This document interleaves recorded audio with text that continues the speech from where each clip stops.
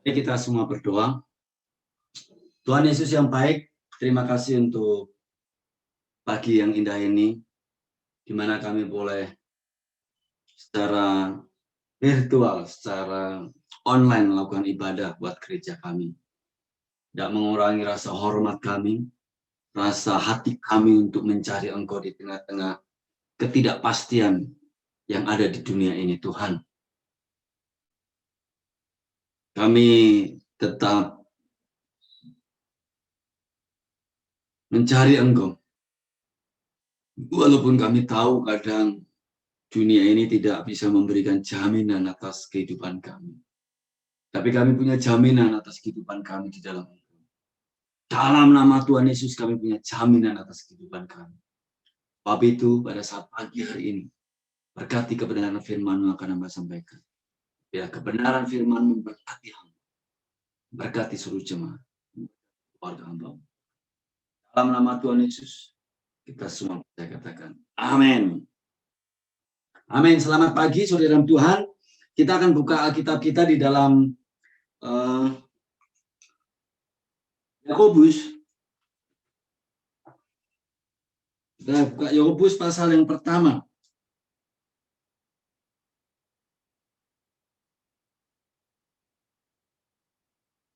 Ayat 2 dan 3 akan saya bacakan. Ya. Saudara-saudaraku, anggaplah sebagai suatu kebahagiaan apabila kamu jatuh ke dalam berbagai-bagai pencobaan.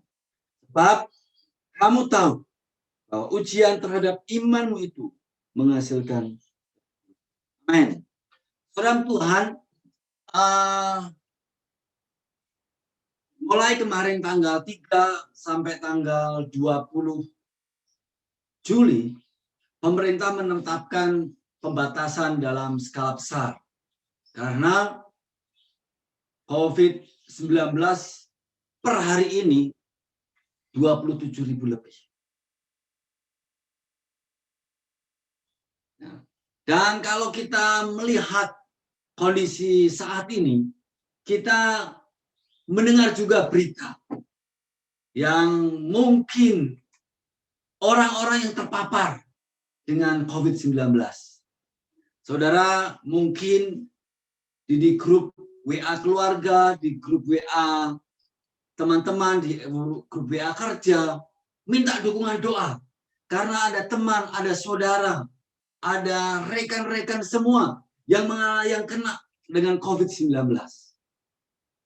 Mungkin saudara juga mendengar tentang berita kematian pendeta. Kebetulan teman dekat saya di Sumpil, saya WA tidak dijawab.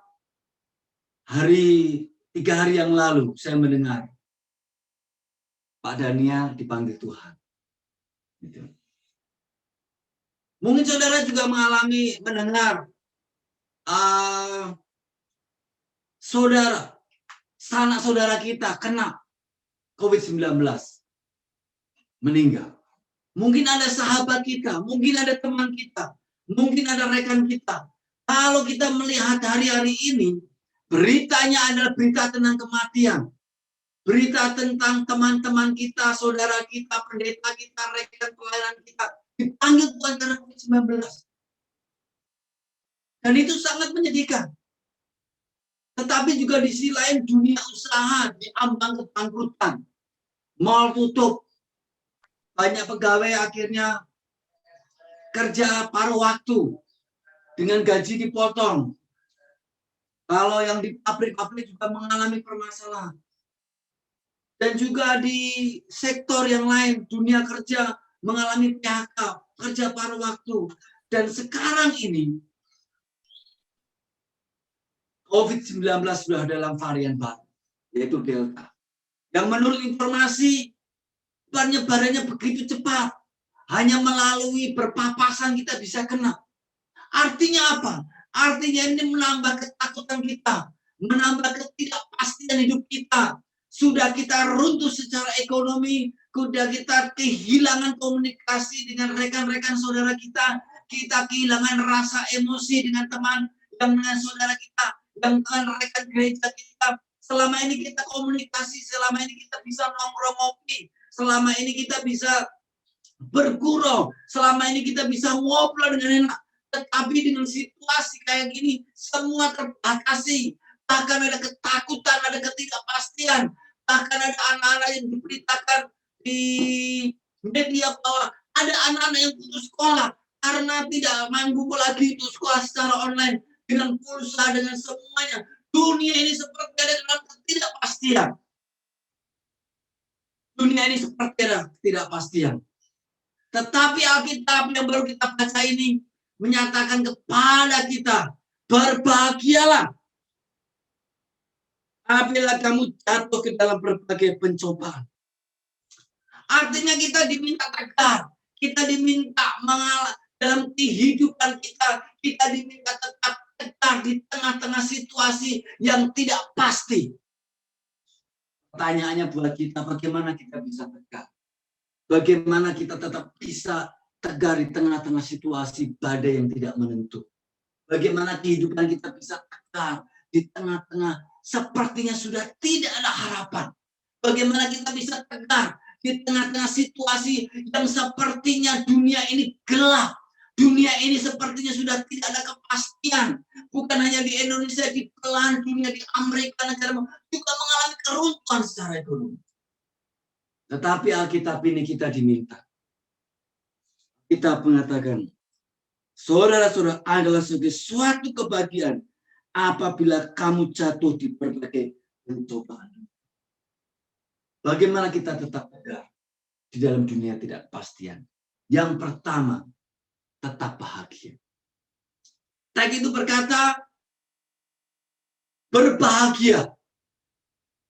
Lalu ayat yang ke-12 katakan, berbahagialah orang yang bertahan dalam pencobaan. Sebab apabila ia sudah tahan uji, ia akan menerima mahkota kehidupan yang dijanjikan Allah kepada barang siapa yang mengasihi dia. Teks ini ditulis untuk orang-orang perantauan. Teks ini ditulis untuk orang-orang jemaat Yahudi yang dalam perantauan. Dan teks ini mengingatkan kepada mereka bahwa kehidupan mereka ada di dalam perantauan tidak enak. Bahwa kehidupan mereka ada di tengah-tengah bangsa lain tidak enak. Oleh sebab itu, Yakobus yang saudara pilih Tuhan mengingatkan kepada mereka bahwa kehidupan kamu tidak enak. Kehidupan kamu dapati tekanan. Kehidupan kamu menghadapi banyak permasalahan. Tetapi walaupun kamu menghadapi banyak permasalahan tekanan itu, Alkitab Yakobus menasihatkan, berbahagialah dan bertahan dalam berbagai pencobaan. Kenapa? Apabila semua sudah selesai, maka Allah akan memberikan kebahagiaan. Allah akan menepati janjinya. Barang siapa yang mengasihi dia. Dalam Tuhan memang tidak gampang. Dan biarlah ketekunan itu memperoleh buah yang matang. Supaya kamu menjadi sempurna dan utuh dan tak kekurangan. Di dalam penderitaan, di dalam permasalahan, itulah menghasilkan ketekunan kita.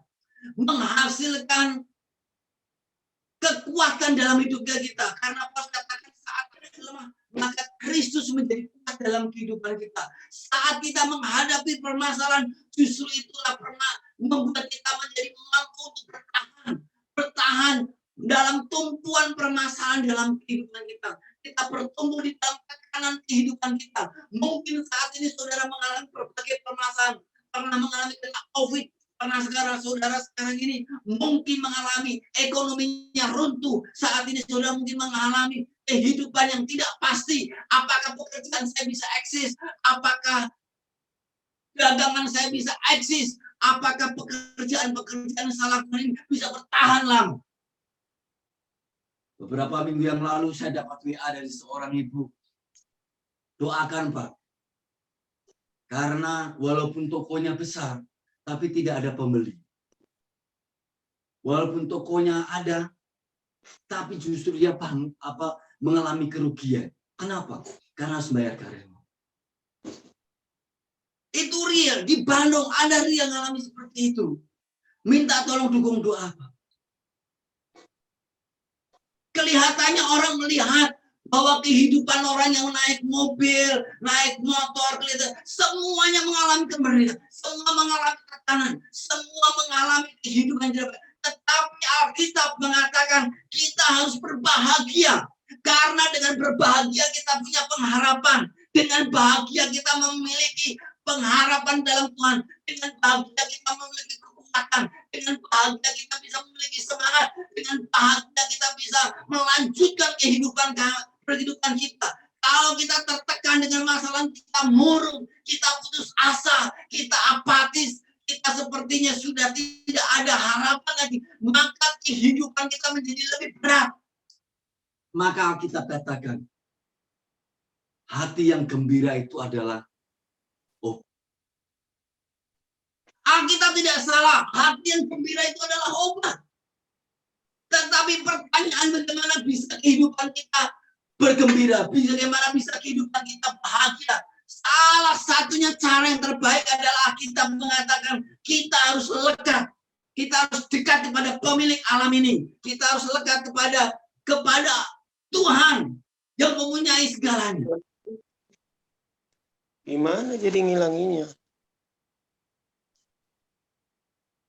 Di dalam kehidupan kita, saudara, orang selalu bilang namanya, orang Jawa itu sawang sinawang.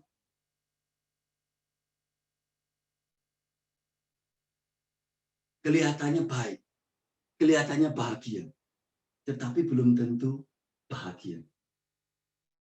Kelihatannya dia pelayanan, tetapi belum tentu bahagia. Kelihatannya dia rukun suami istri, tapi belum tentu bahagia.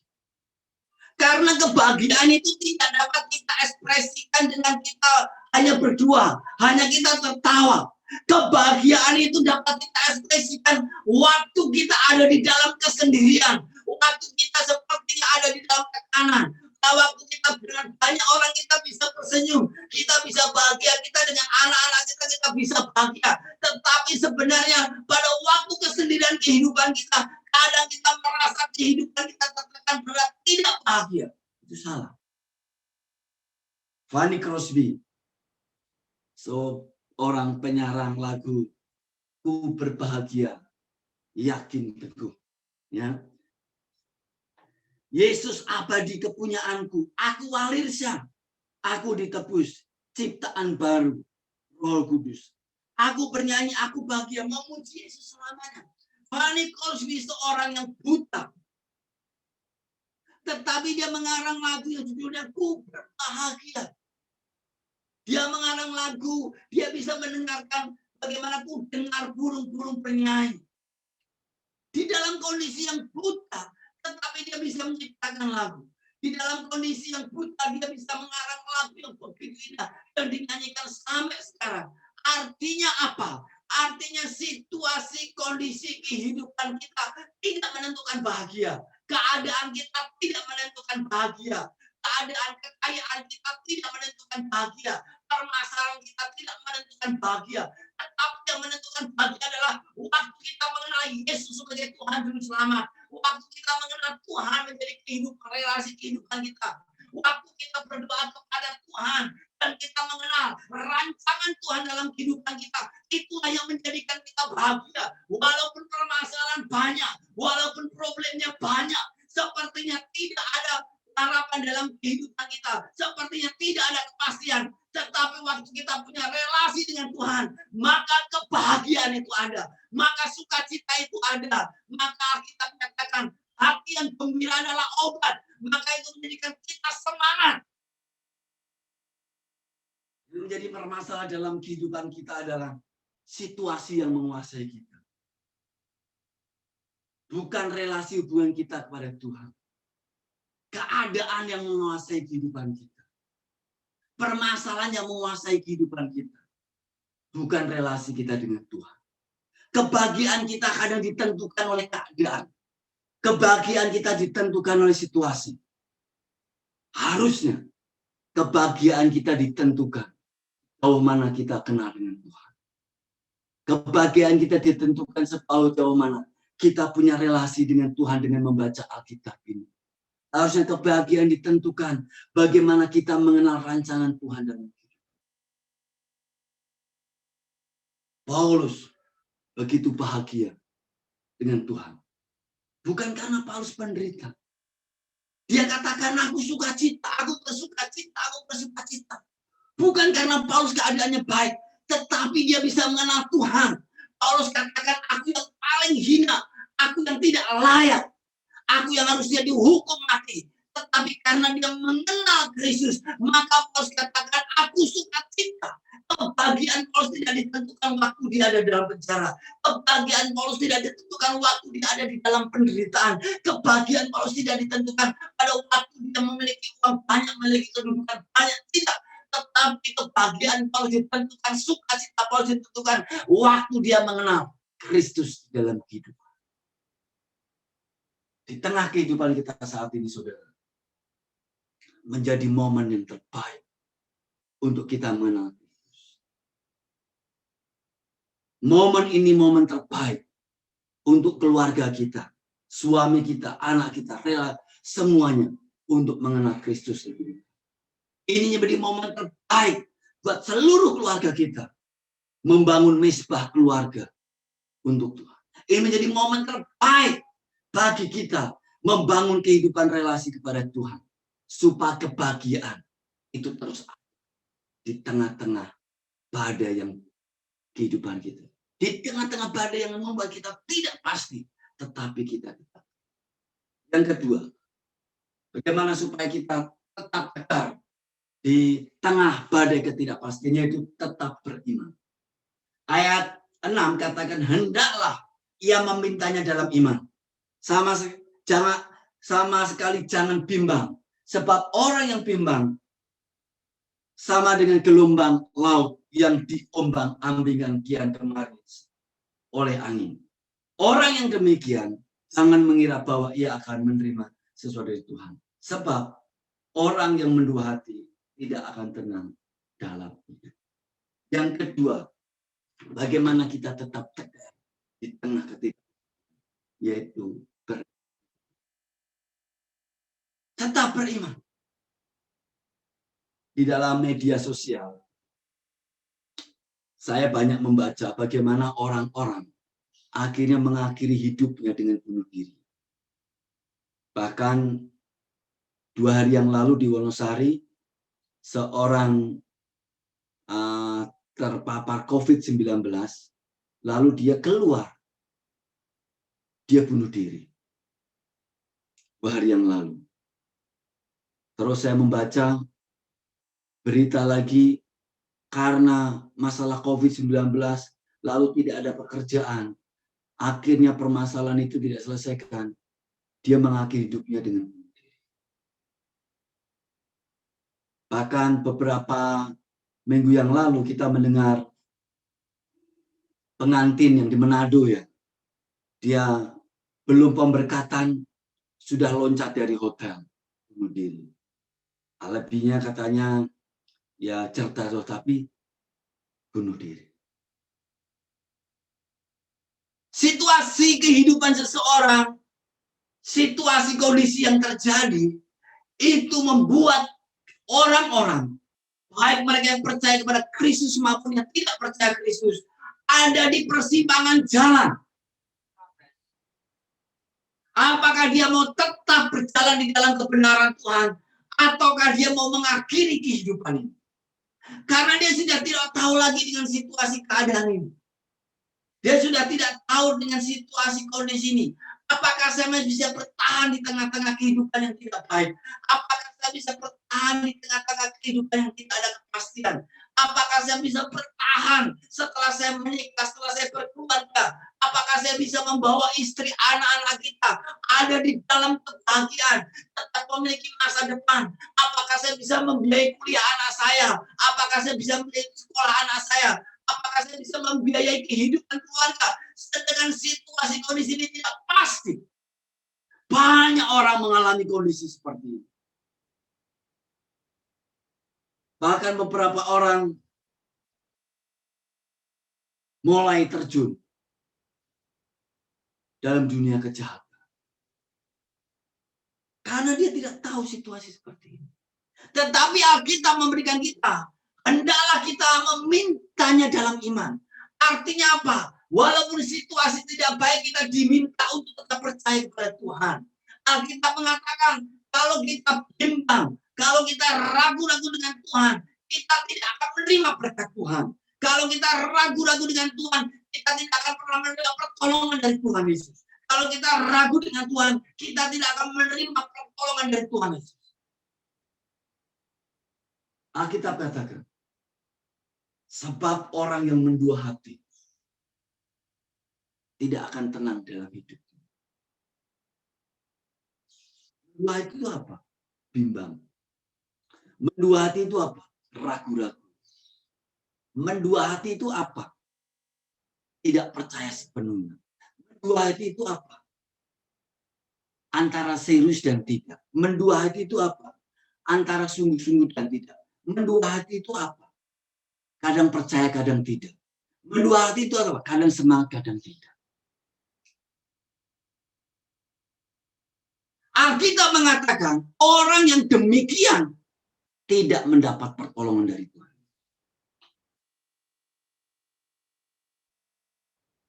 Di tengah-tengah situasi saat ini, banyak orang bimbang dengan kehidupan. Banyak orang akhirnya menjadi khawatir dengan kehidupan. Dalam situasi seperti ini, akhirnya banyak orang menjadi seperti pupus harapannya. Apakah masih ada kehidupan untuk dan jemaat Yakobus ini di perantauan mengalami situasi yang sama. Mereka ada di dalam perantauan dan mereka mengalami pergumulan yang sama. Mereka mengalami permasalahan dengan orang-orang di sekitarnya. Mereka mengalami masalah dengan tekanan pemerintah. Mereka mengalami masalah dengan pekerjaan. Mereka mengalami masalah dalam kehidupannya. Tetapi di tengah-tengah seperti itu, Yakobus mengingatkan supaya mereka tidak bimbang, supaya mereka tetap memintanya di dalam iman. Saudara, kalau bicara soal iman, itu kadang-kadang relatif. Kalau bicara dengan iman, kadang-kadang itu sangat personal. Sejauh mana relasinya dengan Tuhan. Kalau bicara tentang iman, bicara tentang personal. Sejauh mana dia mempercayai Tuhan. Saya kasih contoh Abraham. Abraham itu menjadi tokoh yang luar biasa karena dipanggil Tuhan. Bukan waktu dia miskin. Abraham mendapatkan janji bukan waktu dia miskin. Abraham mendapatkan janji waktu dia dalam kondisi yang kaya. Tetapi Abraham ditemui oleh Tuhan.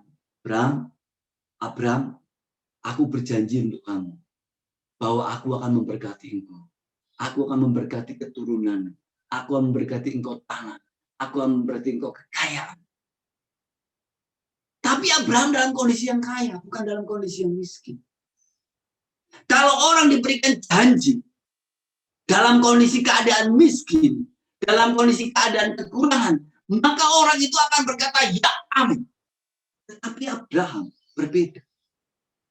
Abraham diberikan janji dalam keadaan yang kaya. Tapi apa yang diperbuat Abraham? Alkitab mencatat Abraham percaya. Buktinya apa? Abraham pergi meninggalkan orang tuanya. Abraham percaya. Buktinya apa? Dia menyunatkan anaknya. Abraham percaya. Buktinya apa? Dia mau mempersembahkan anaknya. Artinya apa? Bahwa iman Abraham itu bukan waktu dia dalam kondisi yang miskin. Walaupun dalam kondisi yang kaya, Abraham tetap mempercayai. Abraham bertindak. Abraham melakukan. Yaitu apa? Abraham seperti apa yang diperintahkan Tuhan, dia pergi. Seperti yang diperintahkan Tuhan, dia mempersembahkan anaknya. Seperti yang diperintahkan Tuhan, dia menyunatkan anaknya. perjanjian Tuhan dengan Abraham. Dan Abraham harus mengikutinya dengan iman. Dan iman itu dibuktikan dengan tindakannya Abraham. Dan akhirnya, sampai saat ini, Abraham menjadi orang yang memberkati banyak bangsa. Sama halnya dalam kehidupan kita. Dalam kehidupan kita, kita selalu berkata kepada Tuhan, aku mau beriman. Tuhan, aku mau mendapat berkat. Tuhan, aku mau dilepaskan dalam situasi kondisi yang tidak baik. Tetapi kita hanya beriman. Tetapi kita tidak pernah bertindak. Kita tidak pernah berkomitmen dengan Tuhan. Kita tidak pernah mengikat janji dengan Tuhan.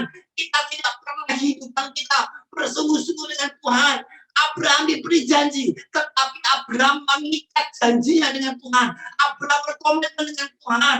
Abraham punya hubungan yang baik dengan Tuhan. Dan komitmennya itulah, relasinya itulah yang akhirnya diperhitungkan oleh Tuhan.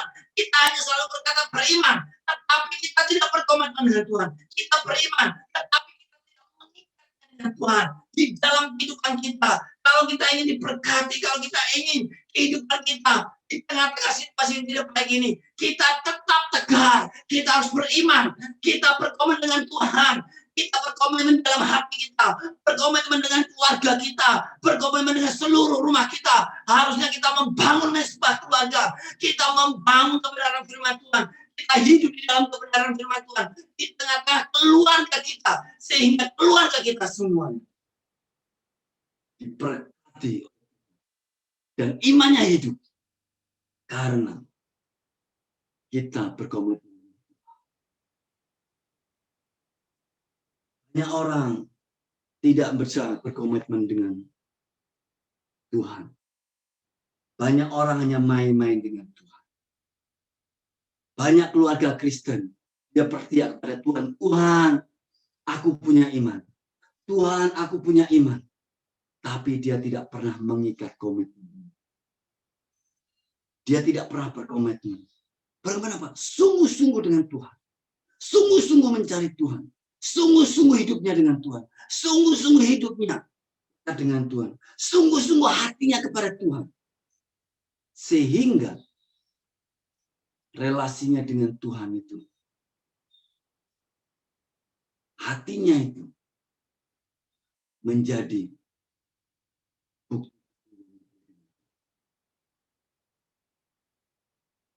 Kalau selama ini hidup kita merasa tidak baik, hidup kita selama ini merasa tidak diberkati, selama ini hidup kita merasa berat, yuk beriman dengan komitmen kepada Tuhan. Bagaimana kita bisa berkomitmen dengan Tuhan? Atur waktu keluargamu. Atur keluargamu untuk beribadah. Atur keluargamu untuk baca Alkitab. Atur keluargamu untuk hidup baik. Abraham, dia mengatur hidupnya. Yosua mengatur hidupnya. Daud, walaupun dia banyak dosa, tetapi Daud hidupnya. Dia tidak membalas kejahatan. Saudara Tuhan, mungkin hari-hari ini engkau sudah berkata, Tuhan, sepertinya hidup ini berat. Mungkin hari-hari ini mukamu murung, daganganmu sepi, pekerjaanmu yang saudara yang pekerjaannya di pabrik juga berkecil. Guru kalau yang itu, ya mungkin enak, masih ada dapat bulanan. Tetapi saudara tahu, beberapa tahun ke depan juga murid akan kurang. Beberapa tahun ke depan sekolah juga akan sepi. Beberapa tahun ke depan sekolah juga akan mengalami kemerosotan. Karena orang sudah malas untuk berumah tangga. Orang sudah malas untuk punya anak yang banyak. Karena bibit anak. Invest yang besar, sekolah yang besar, urusan yang besar. Dari 5-6 tahun ke depan dia akan mengalami kemerosotan mahasiswa. Siswa akan mengalami kekurangan. Dan itu sudah diprediksikan. Maka sekarang orang berlomba-lomba menginvestkan dalam dunia kesehatan. Orang menginvestkan dalam dunia kesehatan. Kenapa? Ke depan virus ini kalau menurut ahli biolog, tidak akan hilang. Virus ini akan berdampingan dalam kehidupan kita. Maka orang banyak mengalahkan investnya di dalam dunia kesehatan. Kita bingung lagi. Kita punya kesempatan apa? Anak kita punya kesempatan apa? Bisa kuliah, bisa kerja. Kita juga mengalami kebingungan banyak. Apakah anak saya selesai kuliah bisa kerja? Apakah anak saya lulus SMA bisa kerja? Mengalami banyak sekali problem. Di tengah-tengah dunia ini, dunia juga sudah mulai maju. Sekarang pekerjaan-pekerjaan fisik sudah jarang. Sekarang pekerjaannya banyak di IT. Pekerjaan-pekerjaan fisik nanti sebagian akan kurang.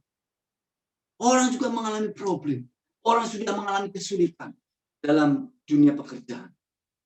Tetapi Alkitab mengingatkan kita harus tetap tegar di tengah-tengah ketidakpastian. Karena itu kita harus tetap berbahagia. Bagaimana kita bisa bahagia? Bagaimana kita bisa berbagi? Kita punya relasi dengan Tuhan. Karena dengan kita berbahagia, hati kita menjadi obat yang kuat. Dengan kita berbahagia, kita punya semangat. Dengan kita berbahagia, kita punya kekuatan yang lebih. Kebahagiaan bukan ditentukan oleh situasi keadaan kita. Kebahagiaan bukan ditentukan oleh keberadaan kita, dana kita, keuangan kita, tetapi kebahagiaan ditentukan seperti Van Cosby punya relasi hubungan baik dengan Tuhan. Yang kedua, kita harus punya iman. Iman kita tetap. Iman kita bukan tergantung di dalam situasi kondisi. Iman kita bukan karena janji Tuhan. Iman kita karena kita punya relasi yang dekat dengan Tuhan Yesus. Karena kita mengenal siapa Tuhan Yesus dalam kehidupan kita. Sehingga di tengah-tengah kondisi apapun, waktu iman kita kepada Tuhan tidak bimbang kepada Tuhan. Alkitab katakan tidak mendua hati. Alkitab mengatakan kita akan mendapatkan berkat.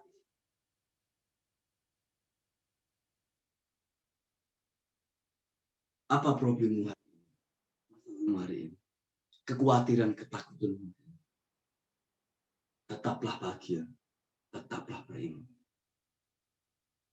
Karena di dalam tetap berbahagia, tetap beriman, kita punya. Amin. Mari kita berdoa. Tuhan, terima kasih untuk hari ini.